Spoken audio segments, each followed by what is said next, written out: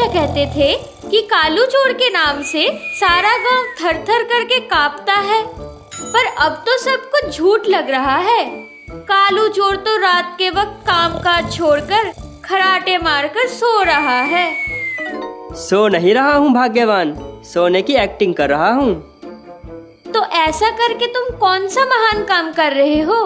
हाँ, वो तुम्हें जानने की जरूरत नहीं है। तो बताओ, अब चोरी करने के लिए तैयार होगे या आज भी खराटे मारकर सोते ही रहोगे? हाँ, ये तुमने सही बात कही, तो फिर थोड़ा सा सो जाता हूँ, क्या कहती हो? अच्छा, आज खराटे छोड़कर जाने के लिए तैयार भी तो हो सकते हो, है ना? काम का समय थोड़े ही ना निकला जा रहा है। काम तो कर रहा है तुम्हारा भाई बिरजू। तुम्हारे भाई के पास से चोरी करना सीख जाते तो आज हम कहां से कहां पहुंच गए होते। इसीलिए तो आज मैंने बिरजू का सारा काम बंद करने का इंतजाम करने का सोचा है। वो तुम्हारी जो मर्जी है तुम करो, पर संभल कर रहना।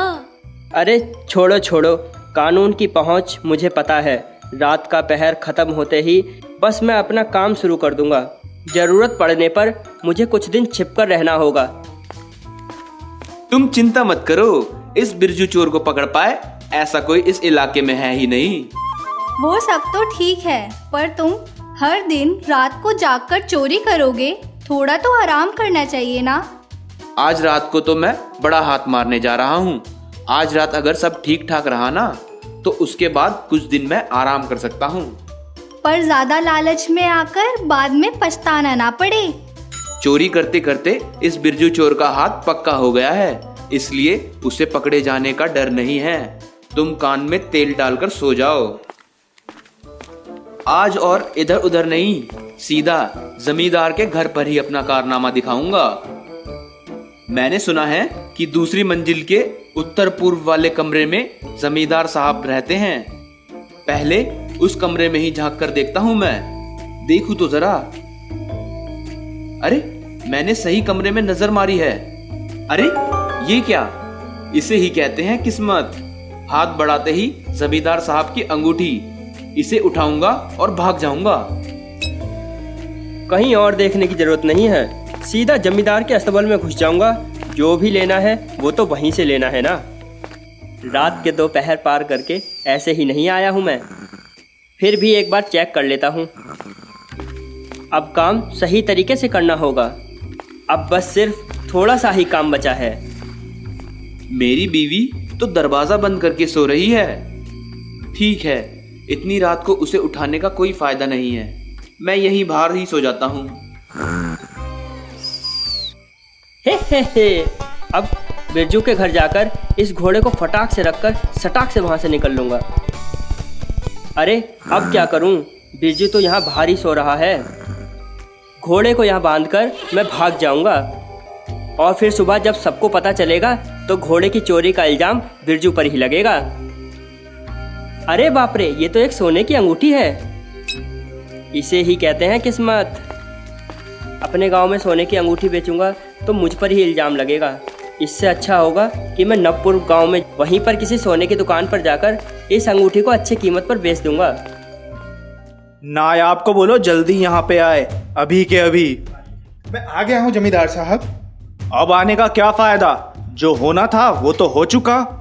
क्या हुआ है जमींदार साहब? क्या खो गया है? मेरे ससुर जी की दी हुई सोने की अंगूठी नहीं मिल रही है। अरे, ये क्या? ये तो सच में बहुत चिंता की बात है।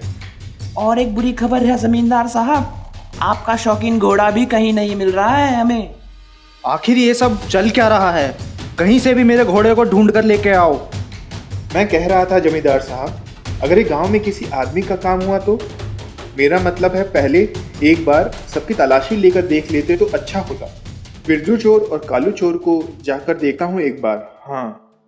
अरे बाप रे बाप, देखो देखो ये नया कारनामा। किसका घोड़ा उठाकर ले आए आप? हाँ, ये क्या है? ये किसने किया? लेकिन मेरी तो अंगूठी भी नहीं है यहाँ पे।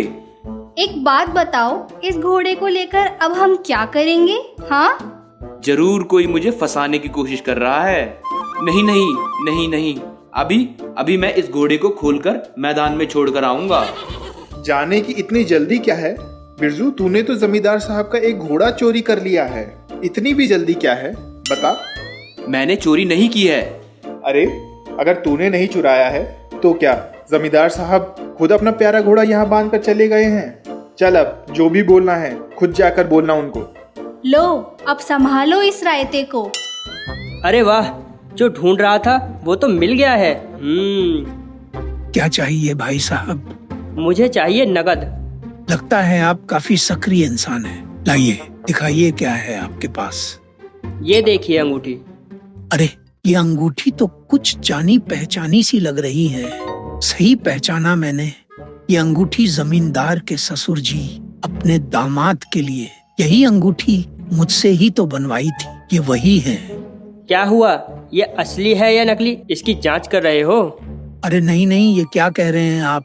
इसकी जांच करने की कोई जरूरत नहीं है। ये अंगूठी तो बहुत कीमती है ना, और इसकी कीमत चुकाने के लिए उतनी रकम इस वक्त मेरे पास नहीं है। अरे ये क्या, अब क्या होगा? तुम यहाँ बैठकर थोड़ा चाय नाश्ता कर लो, तब तक मैं इसकी कीमत का इंतजाम कर आता हूँ। जितनी जल्दी हो सके जमींदार साहब के पास ये खबर पहुँचानी होगी मुझे। आज कुछ ज्यादा ही नाश्ता कर लिया मैंने। मन अच्छा होता है तो खाना भी ज्यादा ही हो जाता है। सही कहा आपने। प्यारा घोड़ा जो मिल गया है आपका। सही कहा, लेकिन वो यंत्र कहाँ है जो मेरे घोड़े के कान में मंत्र पढ़कर उसको ले गया था? ये रहा जमींदार साहब। लेकिन अजीब बात है, मैं कह रहा हूँ ना कि मैंने घोड़ा नहीं चुराया था।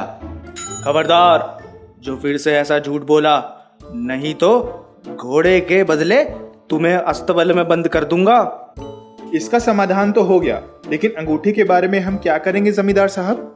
उसका समाधान भी हो गया है। अच्छा, पर कैसे? मैं भी वही सोच रहा हूँ कि कैसे। पहरेदार चोर को पकड़कर लाता ही होगा। अरे, ये तो कालू है। इसका मतलब कालू ने ही घोड़ा चोरी किया होगा और मेरे घर पर रखकर अंगूठी चुराकर भाग गया था। ये अंगूठी को पास के गांव में बेचने के लिए गया था। खबर मिलते ही इसको पकड़कर लाने का इंतजाम कर दिया था। चूरे, तू तो मुझे मात देने चला था ना, अब खुद ही फंस गया ना। अब करूं तो क्या करूं? वक्त से पहले और किस्मत से ज्यादा कुछ नहीं मिलता। इन दोनों को बांधकर गोदाम में रख दो। जाओ। ये क्या? नहीं नहीं नहीं, इस बार के लिए माफ कर दीजिए जमींदार साहब। पैर पड़ता हूँ, कान पकड़ता हूँ, माफ कर दो मुझे। मैं ऐसा काम फिर नहीं करूंगा, कसम खाकर बोल रहा हूँ जमींदार साहब। अब पता चला, किस्मत का लिखा इसे ही कहते हैं।